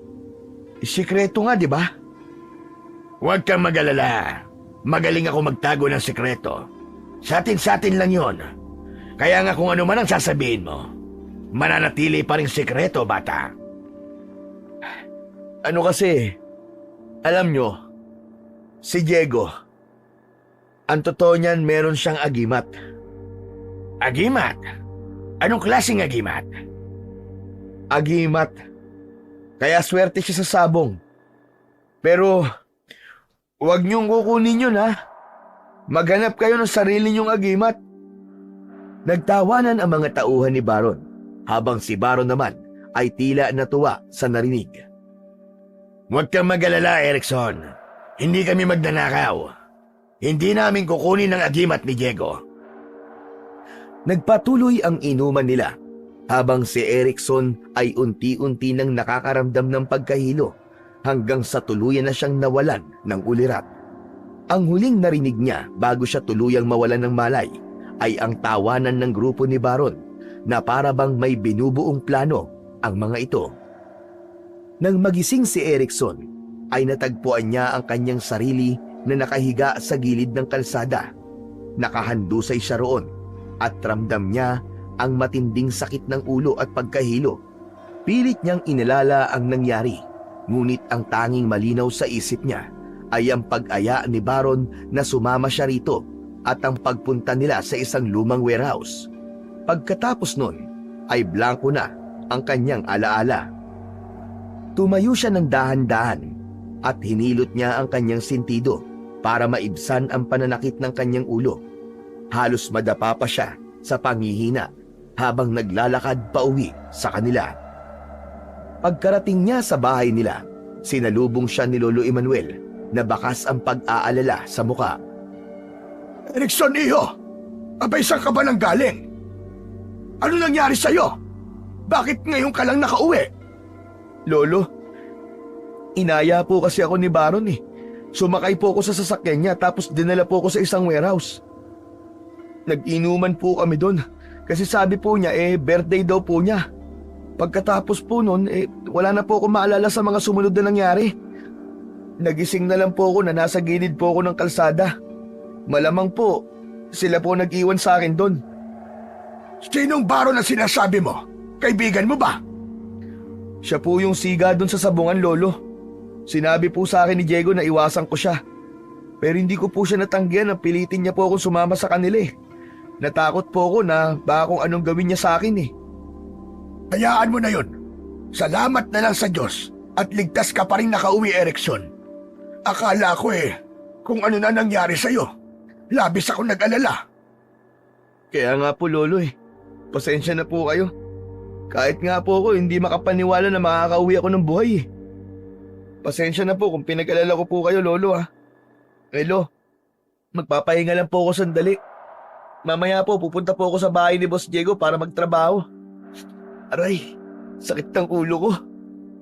O sige, magpahinga ka na muna. Pero Erickson, mag-ingat ka palagi. Huwag ka nang sasama ulit sa Baron na yon. Opo, Lo. Di lang po talaga ako nakatanggi sa kanya kahapon eh. Dahil natakot po talaga ako. Ang dami niyang kasamang bodyguard. Tumalikod na si Erickson sa kanyang lolo at naglakad na siya papasok sa kanyang kwarto. Agad siyang humiga at habang nakahiga ay pilit niyang inisip kung ano ang tunay na nangyari sa kanya nung gabing yun. Ngunit kahit na anong gawing paghalukay niya sa kanyang isipan ay wala talaga siyang maalala. Pagkagising ni Erickson ay ramdam pa rin niya ang kaunting bigat ng kanyang buong katawan. Ngunit minabuti niyang bumangon dahil may trabaho pa siya sa araw na yon. Naghilamos siya at nagbihis ng malinis na damit bago tumungo sa bahay ng kanyang amo na si Diego. Pagdating niya roon, nadatnan niya si Diego na naglilinis ng kulungan ng mga manok. Agad siyang lumapit at nahiya siya dahil ang amo na niya ang gumawa ng dapat ay trabaho niya. Naku, bossing. Pasensya na po ah. Tanghali na po ako dumating. Bakit ngayon ka lang? Ayos ka lang ba? Akala ko kung ano na nangyari sa'yo eh. Bossing, medyo masama lang po kasi ang pakiramdam ko kaninang umaga eh. Pero ayos na po ako ngayon. Hindi na binanggit pa ni Erickson ang tungkol sa pakikipag-inuman niya kina Baron kagabi dahil baka mag-alala lang si Diego kapag nalaman ito yon. Kung ganun dapat hindi ka na lang muna nagpunta rito kung masama pala ang pakiramdam mo. Mas makabubuti kung makapagpahinga ka ng maayos. Kaya ko naman po, boss. Ayoko po mamiss ako ng mga manok nyo at baka magtampo na naman po sila sa akin. Ikaw talaga. Nag-aalala lang ako sa'yo, Erickson. Pero kung kaya mo talaga, ihahayaan na lang kita magtrabaho. Basta kung hindi mo na kaya, ay magsabi ka lang sa akin ha. Walang problema sa akin yun. Tumango si Erickson at nagsimula na siyang magtrabaho. Ngunit habang abala siya sa pagpapakain ng mga manok, ay pinilit pa rin niyang alalahanin ang nangyari kagabi. Paulit-ulit niyang iniisip ang bawat detalye mula sa pagsakay niya sa sasakyan ni Baron hanggang sa pag-iinom nila sa warehouse. Ngunit kahit na anong pilit niya, ay hindi niya na maalala ang nangyari pagkatapos niyang malasing. Pagsapit ng hapon, ay nagpaalam na si Erickson kay Diego dahil tapos na ang kanyang trabaho para sa araw na yon. Habang naglalakad siya pauwi, ay napansin niya ang isang itim na SUV na mabilis na dumaan sa tabi niya. Agad niyang nakilala ang naturang sasakyan at alam niya na sasakyan yon ni Baron. Sinundan niya yon ng tingin at napagtanto niya na pupunta yon sa direksyon ng bahay ni Diego. Bigla siyang nakaramdam ng kaba at takot. Hindi na nagdalawang isip si Erickson na maglakad pabalik sa bahay ni Diego. Nakita niyang huminto ang SUV sa harapan ng bahay ni Diego. Mula roon ay bumaba si Baron kasama ang mga tauhan nito. Palihim na naglakad si Erickson papalapit sa bahay ni Diego at nagtungo siya sa gilid ng bahay. Nang pumasok sina Baron sa loob ng bahay, ay sumilip siya sa nakabukas na bintana sa sala. Nakita niyang kinausap ni Baron si Diego, ngunit maya-maya lang ay dalawang lalaki ang humawak kay Diego sa magkabilaang braso nito. Nasaan ang agimat na pampaswerte mo sa sabong? Hindi sumagot si Diego. Nakatitig lang ito kay Baron habang bakas ang galit sa mukha nito. Diego! Huwag mo akong subukan. Alam kong meron kang agimat na ginagamit para manalo ka sa sabong. Huwag mo nang pahirapan ang sarili mo at magsalita ka na lang. Tahimik pa rin si Diego ng mga sandaling yon hanggang sa napuno na si Baron at bigla na lang nitong sinuntok si Diego sa sikmura. Halos mapaluhod naman si Diego sa tindi ng sakit. Ngunit hindi pa rin ito nagsalita. Ayaw mo pa rin magsalita? Matigas ka? Tignan natin kung hanggang saan ang kaya mo. Doon na sinimulang bugbugin ni na Baron at ng mga tauhan nito si Diego. Magkakasunod na suntok at sipa ang natanggap ni Diego. Lahat ng yon ay nasaksihan ni Erickson mula sa bintana. Gusto niyang sumigaw o tumulong, ngunit natakot siyang madamay. Isa pa, alam niya na wala siyang laban kina Baron. Huling hirit na to, Diego. Nasaan ang agimat? Kahit ilang beses ka pang magtanong, hindi ko sasabihin kung nasa ang agimat. Dahil alam ko, nagagamitin mo yun sa kasamaan. Huwag ka nang magmatigas pa. Uulitin ko ang tanong. Nasaan ang agimat? Hindi pa rin sumagot si Diego. Sa puntong yun ay mas tumindi ang galit ni Baron. Nanlaki na ang mga mata ni Erickson nang maglabas ng kutsilyo si Baron at sa harapan ng mga tauhan nito ay bigla nitong sinaksak si Diego sa tiyan. Akala ni Erickson ay isang beses lang yung gagawin ni Baron, ngunit ang isang saksak ay nasundan pa ng isa at ng isa pa hanggang sa maging sunod-sunod na yon. Pinuno ng tawanan ng mga tauhan ni Baron ang bahay ni Diego. Nang huminto sa pagsaksak si Baron, ay bumagsak na ang katawan ni Diego sa sahig at halos naliligo na ito sa sarili nitong dugo. Tinignan ni Baron si Diego at napangiti ito nang makita ang kwintas ni Diego. Aba, tignan mo nga naman. Nandito lang pala ang hinahanap ko. Sa hindi inaasahang pangyayari, nakita ni Baron ang agimat na nakasabit sa leeg ni Diego. Agad nito yung kinuha at itinaas sa ere na parang isang tropeyo. Ito lang naman pala ang kailangan natin. Kung ahas lang ito, kanina pa tayo tinuklaw. Halos hindi makagalaw si Erickson sa nasaksihan. Sa hindi inaasahang pagkakataon ay nagtama ang mga mata nila ni Diego. Nakita niya sa mga mata nito na sinasabi nito na umalis na siya at tumakas. Maghukay na kayo sa likod ng bahay, mga bata. Doon natin ibabaw ng tao ito. Walang dapat na makaalam nito. Sa sobrang takot ni Erickson na madamay, ay agad siyang tumakbo palayo. Habang tumatakbo, hindi niya mapigilan ang pag-agos ng kanyang luha sa pagkasawi ng kanyang kaibigan at boss na si Diego. Wala man lang siyang nagawa na tulungan ito, dahil pinangunahan siya ng takot. Bukod doon, ipinagtataka rin niya kung paano nalaman ni Baron ang tungkol sa agimat na meron ang kanyang amo. Nang makauwi si Erickson sa bahay nila, ay nakatulala siya at nangingilid pa rin ang mga luha. Nakasalubong niya si Lolo Emmanuel sa pintuan na palabas na sana ng bahay. Oh, nandito ka na pala. Susunduin na sana kita sa bahay ni Diego dahil hindi ka pa umuwi. Ano nangyari sa'yo? At para kang nakakita ng multo. Wala po, Lolo. Medyo pagod lang po ako. Ang dami ko po kasing ginawa ngayon sa manukan kaya ngayon lang po ako nakauwi. Abay, ganun ba? Mabuti pa'y maghapunan na tayo. Alam ko nagugutom ka na. Ikaw na lang po munang kumain, Lolo. Nagmerienda naman po kasi ako kanina bago po ako umuwi. Magpapahangin na lang po muna ako dito. O siya, sige. Magpahinga ka na. Ipagtatabi na lang kita ng ulam. Para kung sakali na magutom ka mamaya meron kang makakain. Hindi na nagsalita pa si Erickson at dumiretso na siya sa kanilang maliit na silid. Pagkapasok doon ay humiga siya sa papag habang nakatingin sa kawalan. Paulit-ulit na bumabalik sa kanyang isipan ang brutal na eksenang nasaksiyan niya kanina, ang mga suntok, ang mga saksak at ang huling tingin ni Diego sa kanya. Lahat yun ay parang bangungot na ayaw siyang lubayan. Paulit-ulit ding tinatanong ni Erickson kung bakit wala siyang nagawa upang tulungan si Diego. Pakiramdam niya ay napakaduwag niya para hindi tulungan ang isang tao na tinulungan siya noon sa napakaraming bagay. Tumagilid siya at niyakap ang isang unan.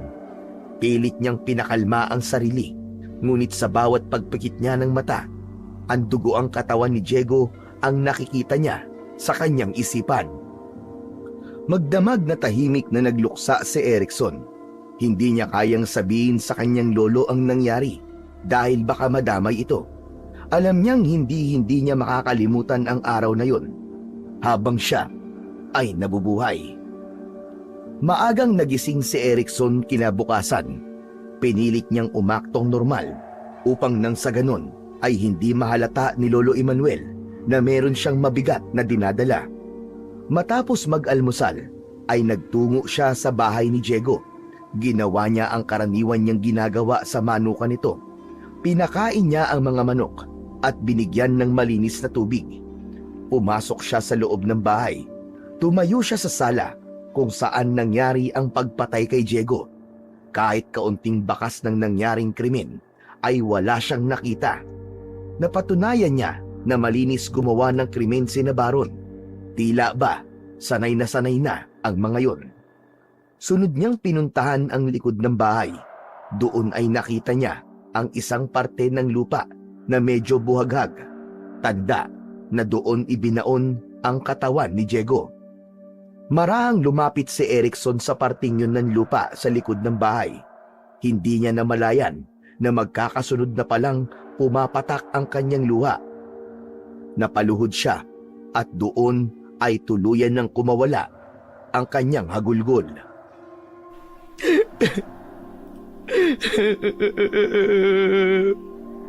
Boss Diego, patawad kung wala akong nagawa para iligtas ka.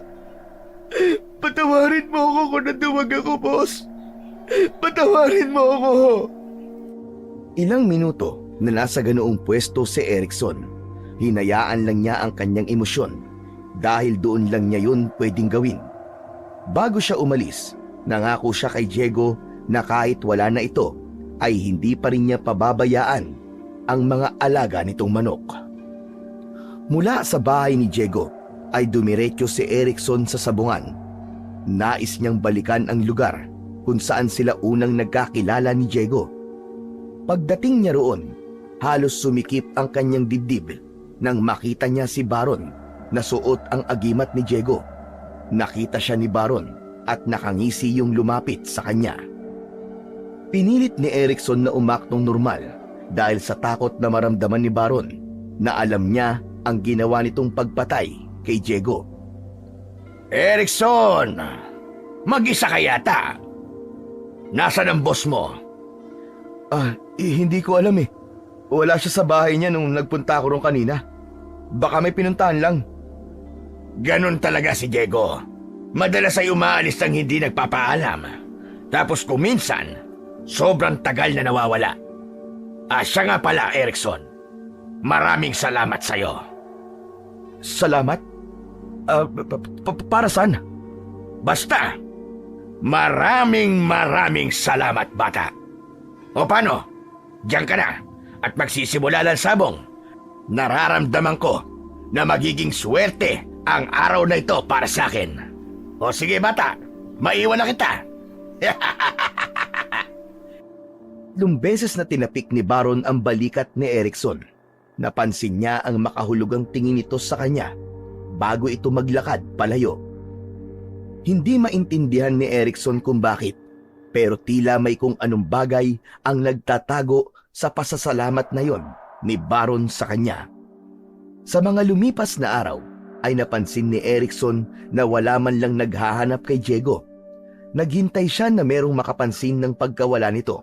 Ngunit tila ang mga tao sa lugar nila ay hindi masyadong kilala si Diego, kaya walang naghahanap sa lalaki. Maaari naman na magsumbong siya sa mga pulis, ngunit pinangungunahan siya ng takot dahil alam niya na protektado ng pulis ang grupo ni Baron at baka yun pa ang ikapahamak nila ng kanyang lolo Emmanuel. Isang umaga, muling nagtungo si Erickson sa sabungan. Sa tuwing naaalala niya si Diego, ay sa lugar na yun siya nagpupunta, maliban sa bahay nito. Pagdating niya roon, ay napansin niya ang hindi pangkaraniwang dami ng tao na nagkukumpulan sa gitna ng sabungan. Agad niyang naramdaman na may hindi magandang nangyari. Lumapit si Erickson upang alamin kung ano ang pinagkakaguluhan ng mga tao. Sumiksik siya sa kumpulan hanggang sa nakita niya ang 3 lalaki na nakahandusay sa mismong pinagsasabungan ng mga manok na kung tawagin ay ruweda. Nanlaki ang mga mata niya nang makilala niya ang 3 patay na puro tauhan ni Baron. Kalunos-lunos ang itsura ng mga bangkay, wakwak ang tiyan ng mga yon at ang mga lamang loob ay nagkalat sa lupa. Merong malalalim na kagat sa liig, braso at muka. Lahat ay nakabukas ang mga mata na parang takot na takot ang mga yon bago nalagutan ng hininga. Ang isang bangkay ay nakabukas ang dibdib at wala ng puso. Tila sinadyang gawing brutal ang pagpatay sa 3 yon. Halos masuka naman si Erickson sa tagpong nakita niya at hindi niya napigilan ang umatras at umalis sa kumpulan. Halos mawalan siya ng hininga sa takot at pagkabigla. Habang sumasagap siya ng hangin, ay bigla niyang nakita si Baron na nakatingin sa kanya. Nanlamig ang buong katawan ni Erickson. Hindi niya maipaliwanag, ngunit ang tingin ni Baron sa kanya ay nagdala ng kakaibang takot sa kanyang isipan. Agad siyang tumalikod at nagmamadaling umalis sa sabungan. Hindi na siya lumingon pa, kahit ramdam niyang sinusundan siya ng tingin ni Baron. Habang naglalakad siya pabalik sa bahay nila, ay isang hinala ang nabuo sa kanyang isipan. Tila wala sa sarili si Erickson nang makabalik siya sa bahay nila ni Lolo Emmanuel. Nanghihina siyang napaupo habang maputla ang kanyang muka. Pakiramdam niya ay binuhusan siya ng maraming yelo sa tindi ng panlalamig ng buo niyang katawan. Maya-maya pa ay pumasok doon si Lolo Emmanuel at agad nitong napansin ang itsura ni Erickson. Lumapit ito at umupo sa tabi niya. Erickson na po, ayos ka lang ba? Ilang araw na kitang napapansin na para kang wala sa sarili mo. Abay, ano ba problema? Wala po, Lo, wala po. Huwag niyo na lang po akong pansinin. Imposibleng hindi kita pansinin, iho. Dahil magkasama tayo sa iisang bubong. Akala mo ba hindi ko napapansin? Ilang araw ka nang ganyan na ba? Erickson, kung may problema ka, sabihin mo sa akin. Tayong 2 na lang ang magkasama. Abay, sino pa ba magtutulungan kundi tayo lamang? Napayuko si Erickson sa tapat ng kanyang lolo. Nag-ipon siya ng lakas ng loob para magsalita. Sa tingin niya ay hindi niya na kayang kimkimin pa ang lahat. Lo, galing po kasi ako sa sabungan eh. Nagkakagulo po mga tao ron kasi may 3 taong pinatay. Puro lalaki. Lahat po ng lalaking yun. Tauhan po ni Baron eh. Ano? Abay, paano sila namatay? Lo, wakwak po ang mga tiyan nila tapos nakalabas po mga lamang loob nagkalat po sa sahig. Marami rin silang kagat at kalmot sa iba't ibang parte ng kanilang katawan. Sa itsura po nila, malakas po ang kutob ko. Aswang po ang pumatay sa kanila. Sandaling natigilan si Lolo Emmanuel. Kita ni Erickson sa mukha ng matanda na may nabuong hinala rito. Si Diego ba ang pumatay sa kanila? May alitan ba sila ni Baron? Si Diego lang ang kilala kong aswang dito sa lugar natin. Si Boss Diego lang po ang alam kong pumatay sa kanila. Pero ano po eh, Pero ano? imposible po kasi na si Boss Diego ang pumatay sa kanila, Lo. Dahil wala na po si Boss Diego. Patay na po siya, Lo. Patay na siya. Pinatay siya ni na Baron. Anong ibig mo sabihin patay na si Diego? Kailan pa? Bakit hindi mo sinabi sa akin? Hindi ko po alam kung paano po ipapaliwanag sa inyo, Lo eh. Nakita ko po mismo kung paano pinatay ni na Baron si Boss Diego. Hindi ko po alam kung anong paniniwalaan ko, Lo. Erickson, tumingin ka sa akin. Kailangan mong sabihin sa akin ang buong nangyari para maintindihan kita. Lo, sigurado akong patay na si Boss Diego. Patay na po siya. Patay na siya, Lo. Nakita ko po mismo kung paano siya pinatay ni na Baron. Binugbog muna nila si Boss Diego. Kasi gustong kunin ni Baron yung agimat ni Boss Diego na pampaswerte sa sugal. Pero hindi sinabi ni Boss Diego kung nasa ng agimat kaya nagalit si Baron. Paulit-ulit niyang sinaksak si Boss Diego gamit ang isang kutsilyo. Tapos nang patay na si Boss Diego, ibinaon nila ang katawan nito sa likod ng bahay. Natakot po ako magsalita kasi alam ko na malakas ang kapit ni na Baron sa mga pulis. Natatakot po ako para sa buhay natin, Lo. Pero yung mga pinatay na tauhan ni Baron, malakas po ang pakiramdam ko na si Boss Diego ang gumawa nun. Pero paano yun mangyayari kung patay na siya? Isang malalim na buntong hininga ang pinakawalan ni Lolo Emmanuel. Ipinatong nito ang isang kamay sa hita ni Erickson. Erickson, iho. Kailangan natin masiguro kung patay na nga ba talaga si Diego para masagot ang lahat ng gumugulo sa isip mo ngayon. Pero Lo, paano po natin gagawin yun? Kailangan nating hukayin ang pinaglibingan kay Diego. Hindi ko kayang gawin yun, Lo. Natatakot po ako eh. Erickson, iho. Paano kung hindi talaga patay si Diego? Kailangan malaman natin ang katotohanan. Wala tayong ibang pagpipilian kundi ang gawin yon. Lalong lumalim ang kaba at takot ni Erickson sa kanyang sarili. Pero alam niya na tama ang kanyang lolo. Hindi ko po alam, Lo, kung kakayanin ko. Kaya nga sasamahan kita. Mamayang gabi, pupunta tayo kung saan inilibing si Diego. Huhukayin natin yon para malaman natin ang totoo. Hindi na nagsalita pa si Erickson. Iniisip pa lang niya na makikita niya ang naaagnas na bangkay ni Diego ay kinikilabutan na kagad siya. Ngunit mukhang wala na talaga siyang pagpipilian kundi gawin ang ideya ni Lolo Emmanuel. Kinagabihan ay nagtungo na nga sina Erickson at Lolo Emmanuel sa bahay ni Diego. Dala ang isang pala, piko at gasera. Nakakabingi ang katahimikan sa bakuran ni Diego. Agad silang nagtungo sa likod ng bahay at doon ay itinuro ni Erickson sa kanyang lolo kung saan inilibing ni na Baron ang amo niyang si Diego. Agad nilang sinimulan ang paghuhukay. Si Lolo Emmanuel ang nagbungkal ng lupa gamit ang piko, habang si Erickson naman ang naghuhukay gamit ang pala. Binilisan nila ang paghuhukay dahil nais na nilang malaman ang katotohanan. Makalipas lamang ang ilang minuto, halos hanggang tuhod na ni Erickson ang lalim ng nahukay nila. Tuloy pa rin sila sa kanilang ginagawa. Palakas na rin ng palakas ang kabog ng dibdib ni Erickson. Paulit-ulit siyang nagdadasal na sana ay wala na roon ang katawan ni Diego, dahil kung ganon ay malaki ang posibilidad na buhay pa ito. Pero sa gitna ng kanilang paghuhukay ay may narinig silang mga yabag na papalapit sa kanilang kinaroroonan.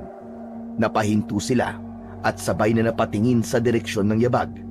Sa tulong ng liwanag ng gasera ay nakita nila si Baron na kasama ang dalawa nitong tauhan na naglalakad papunta sa kinaroroonan nila.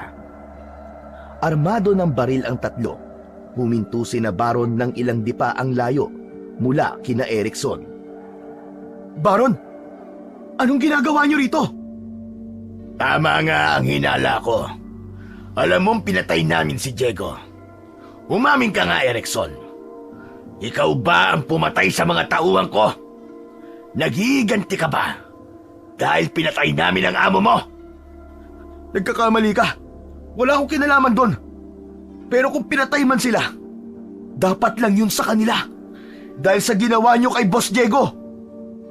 Napakatapang mo, Erickson.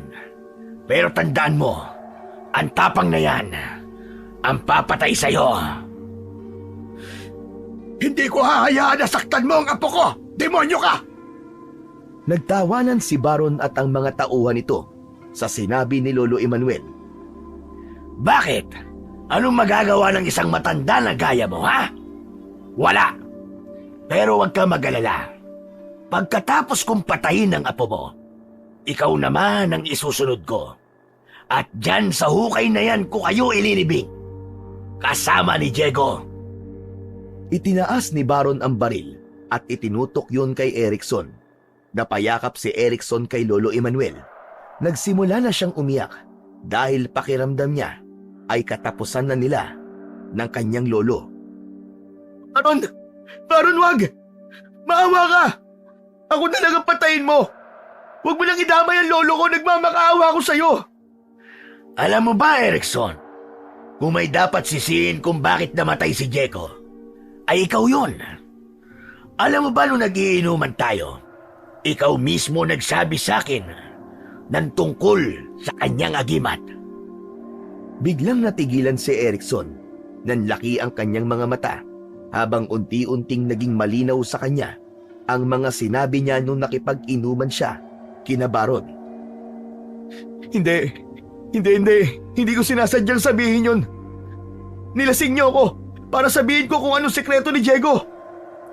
Kaya nga ako nagpapasalamat sa'yo, di ba? Kasi ngayon, ako na ang siniswerte sa sabong. Nanghina si Erickson sa kanyang narinig, pero mas lalo siyang nanghina nang naglakad na si Baron palapit sa kanila. Itinutok nito ang hawak nitong baril sa noo niya. Nanginginig si Erickson habang mahigpit siyang yakap ni Lolo Emmanuel. Kahit katiting ay wala silang nakitang awa sa muka ni Baron.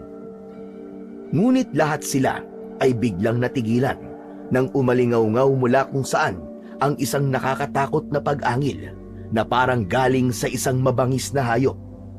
Mula sa kung saan ay isang aswang ang inatake ang isa sa mga tauhan ni Baron. Napasigaw ito ng sunggaban ito ng aswang. Kinagat ng aswang sa liig ang lalaki at sinaksak ng aswang ang matatalim nitong mga kuko sa dibdib ng tauhan ni Baron. Winakwak ng aswang ang dibdib ng lalaki nang walang kahirap-hirap. Nagimbal si Baron sa nasaksiyan. Itinutok nito ang baril sa aswang at pinaputokan yun. Sunod-sunod ang pinakawalang bala ni Baron, ngunit sa bawat putok ng baril ay mabilis na nakakaiwas ang aswang. Sa isang iglap, nawala ang aswang sa kanilang paningin at hindi na nila nalaman kung saan yun nagpunta. Hindi nakapagsalita si Erickson, pero nagkaroon siya ng kutob na si Diego ang aswang na yun. Sa kabila ng kanilang sitwasyon, ay may sayang bumangon sa puso niya dahil mukhang buhay pa talaga ang amo at ang kaibigan niya na si Diego. Huwag kang magtago, hayop ka! Harapin mo ako! Biglang lumitaw ang aswang sa likod ng natitirang tauhan ni Baron. At sa isang mabilis na pagkilos, sinunggaban nito ang lalaki at pinilipit ang leeg nito hanggang sa narinig nila ang nakakapangilabot na tunog ng pagkabali ng mga buto nito sa leeg.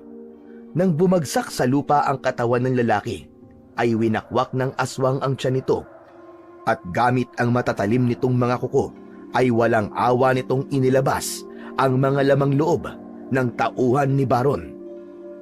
Sino? Kasing halimaw ka! Muling itinaas ni Baron ang kanyang baril at sunod-sunod na pinaputukan ang aswang.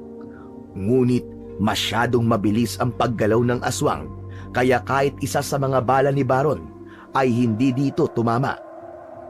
Tuloy-tuloy lang si Baron sa pagbaril sa aswang habang sumisigaw hanggang sa naubusan na ito ng bala. Sinakmal ng takot si Baron. Itinapon nito sa lupa ang baril. Nagimbal si Baron nang makita nito na nakatayo na ang aswang sa harapan nito. Unti-unting naglakad ang aswang palapit kay Baron. Sino ka? Anong klaseng halimaw ka? Hindi mo ba ako nakikilala, Baron? Ako lang naman ang taong pinatay mo. Si Diego. Ikaw? Hindi. Imposible. Patay ka na. Pinatay na kita. At ngayon, ikaw naman ang papatayin ko.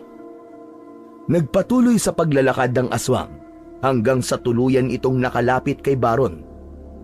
Ngunit biglang naglabas ng kutsilyo si Baron at mabilis nito yung isinaksak sa tiyan ng aswang. Buong gigil nito yung ibinaon sa katawan ng aswang habang nakangisi. O ano ha? Akala mo ba porkit aswang ka ay kaya mo na akong patayin? Nagkakamali ka. Si Baron ako. Kahit aswang ka pa, kayang-kaya kitang patayin ulit. Sisiguraduhin kong hindi ka na makakabaon sa hukay ngayon, Diego. Paulit-ulit na sinaksak ni Baron si Diego sa tiyan. Sa pagkakataon na yon, ay alam na ni Erickson na kailangan niyang kumilos. Kinuha niya ang piko at tahimik na naglakad papunta sa likod ni Baron. Walang pagdadalawang isip na hinataw ni Erickson ng piko ang likod ni Baron. Tumusok ang piko sa likod nun. Napasigaw naman sa sakit si Baron. Huminto ito sa pagsaksak sa aswang at marahan itong humarap kay Erickson. Napaatras naman si Erickson ng mga sandaling yon nang makita ang galit na muka ni Baron. Humakbang si Baron papalapit kay Erickson, pero bago pa man ito makalapit sa kanya, ay mabilis na sinunggaban ng aswang ang leeg ni Baron. Marahas na hinila ng aswang ang laman ni Baron sa leeg at bumulwak mula roon ang masaganang dugo. Nang bumagsak na sa lupa si Baron, ay galit na paulit-ulit na kinalmot at kinagat ng aswang ang katawan ni Baron. Lasog-lasog na ang katawan ni Baron, ngunit tila wala pa ring balak huminto ang aswang. Hanggang sa lumapit na si Erickson sa aswang at marahan itong hinawakan sa balikat. Boss Diego, tama na! Tama na! Agad na huminto ang aswang nang marinig ang sinabi ni Erickson.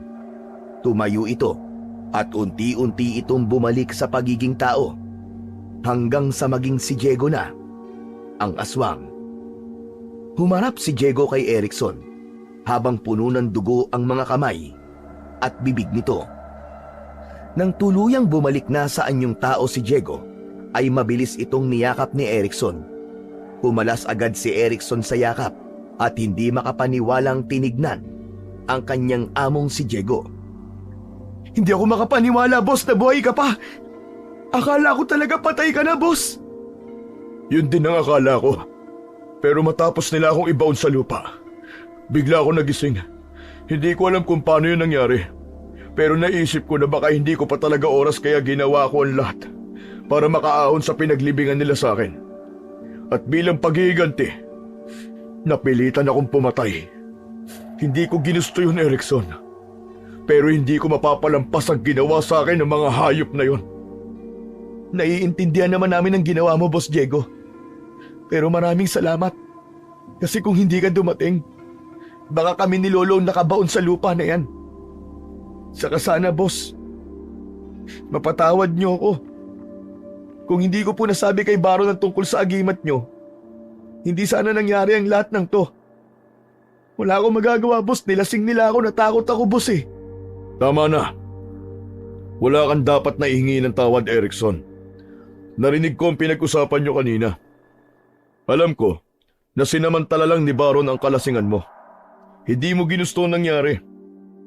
At sa totoo lang, mabuti na rin ang nangyari yon. Dahil sa ginawa nila, nagkaroon ako ng dahilan para tapusin ang kasamaan nila Baron. Sa pagkakataon na yon, ay lumapit na si Lolo Emmanuel sa kanila. Diego, maraming salamat sa pagliligtas mo sa amin ng apo ko. Abay kung wala ka, hindi na namin alam kung paano kami makakaligtas. Pero, ano na ba ang plano mo ngayon? Tahimik na tumingin si Diego sa malayo at nag-isip ito ng malalim. Kailangan ko nang umalis sa lugar na ito, Mang Emmanuel. Hindi na ako maaari manatili pa rito. Dahil palagi ko lang maaalala ang lahat ng nangyari. Marami akong nasaktan. At kailangan ko magsimulang muli sa isang bagong lugar kung saan gagawa ulit ako ng magagandang alaala. Matapos ang pag-uusap na yon, ay itinuloy ni na Erickson ang paghuhukay at doon nila inilibing ang bangkay ni na Baron at ng dalawa nitong tauhan. Pero bago nila takpan ng lupa ang hukay, ay kinuha muna ni Diego ang agimat na suot ni Baron. Nagtaka si Erickson nang isinuot ni Diego sa liig niya ang agimat.